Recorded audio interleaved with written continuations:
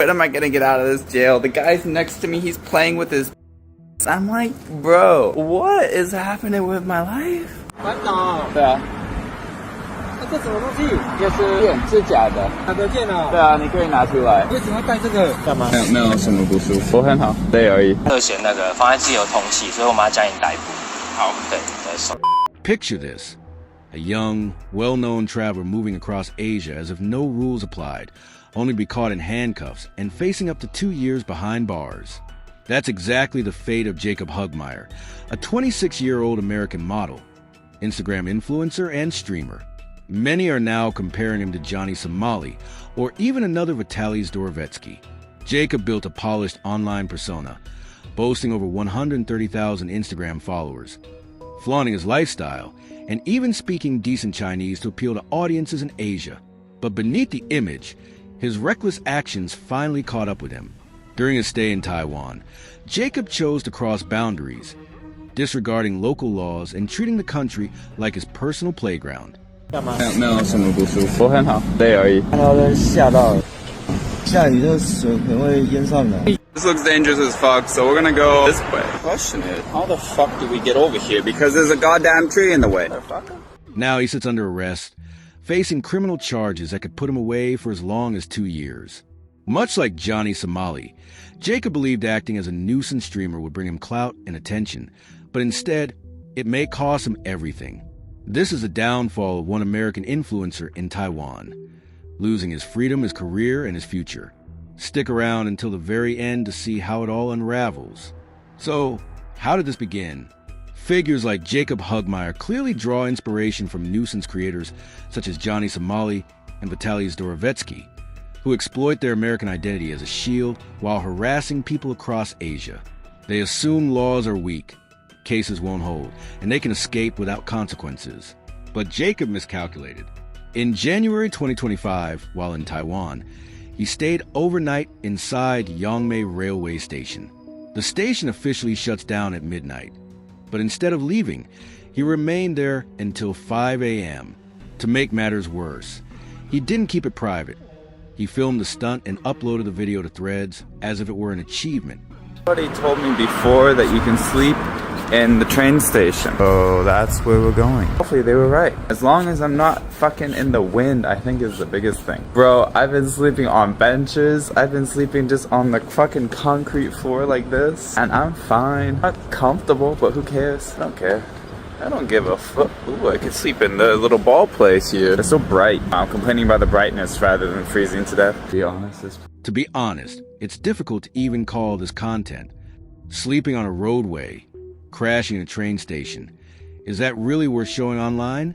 This type of reckless, attention-seeking behavior is exactly what labels someone a nuisance streamer. And this was only the beginning. Let's see what Jacob did next. This is quite eerie right now. There's no one here. It's like a zombie apocalypse or something. There's not even somebody at the table here. It's just dead quiet. Can I sleep here? Here's my bed. It'd be comfortable, right? I can look around my new home for a little bit before I sleep. It's about midnight right now. There's nobody here. I made it. I didn't expect to be locked inside. What the fuck happened today in the morning? It's like 5 a.m. right now. So I rushed out, grabbed my bag. Naturally, this didn't slip under the radar. The station manager filed complaint, accusing Jacob of disturbing public order. That single report escalated into a criminal case, marking the start of Jacob's nightmare in Taiwan. Then he made another major blunder, failing to appear in court. He was officially served notice to attend, but chose to ignore it. That led to an arrest warrant being issued in his name. The reasoning is straightforward. Disregarding a court summons amounts to obstructing justice, which is a serious offense. To make matters even worse, reports later surfaced that Jacob had made disrespectful remarks about Taiwan's police, further inflaming public anger and worsening his predicament. When am I gonna get out of this jail? The guy's next to me, he's playing with his I'm like, bro, what is happening with my life? See like the handcuff marks? What the hell? 下播了之后，警察就是在外面等我，把我 fucking I don't even know, man. 奇怪的经验。 Soon after, Jacob took another reckless step. He disregarded court orders altogether and fled Taiwan, acting as though the nation's laws were meaningless. It seemed he believed he could outmaneuver or even override the system. Much like Johnny Somali or Vitaly Zdorovetski, he appeared eager to return to Taiwan simply to provoke authorities, daring them to act. And that's exactly what unfolded. In August 2025, Jacob came back to Taiwan. On August 22nd, around midday, he was live streaming a video called Come Shopping With Me. Tam Sui police tracked his location through the stream and quickly moved in. They arrested him at Zhongxiao East Road Shopping Mall in Taipei. 涉嫌那个妨碍自由通缉，所以我们要将你逮捕。好，对，在手了。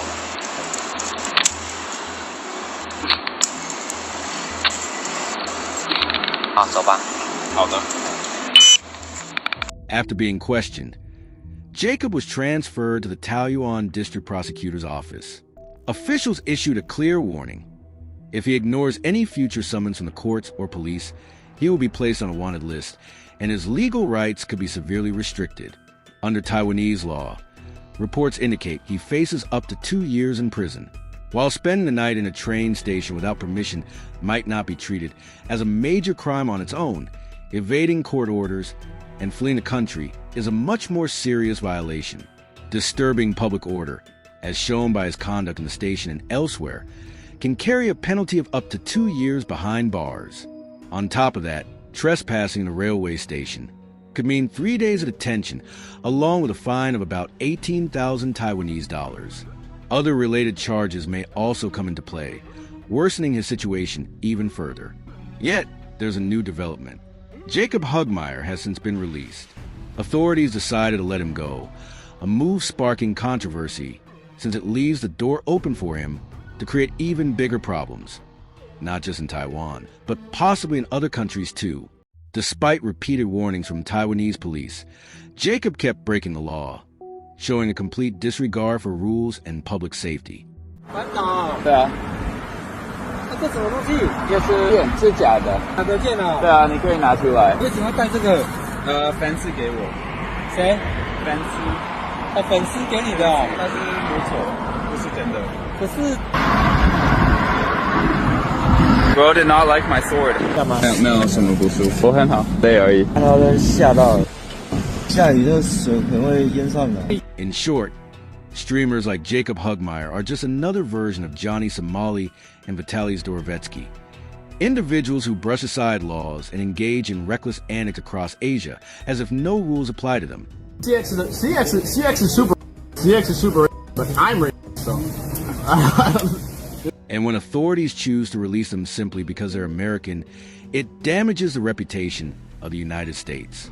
Just like with Johnny Somali, they exploit public safety and sometimes even attempt to use money or influence, similar to how Vitaly Zdorovetski was reportedly caught trying to bribe officials in Philippines to avoid deportation. The deportation proceedings is undergoing together with the criminal case. If others continue down the same path, the cycle will only repeat. That's why authorities everywhere must act firmly and put restrictions on this kind of behavior before it escalates further. What do you think about these types of streamers? Do you believe allowing them to run wild overseas harms both the law and the reputation of the countries involved? I'm a VIP in this country. I'm a United States citizen. I'm a VIP. They cannot allow an American citizen to die in South Korea. Do you understand what Trump would do?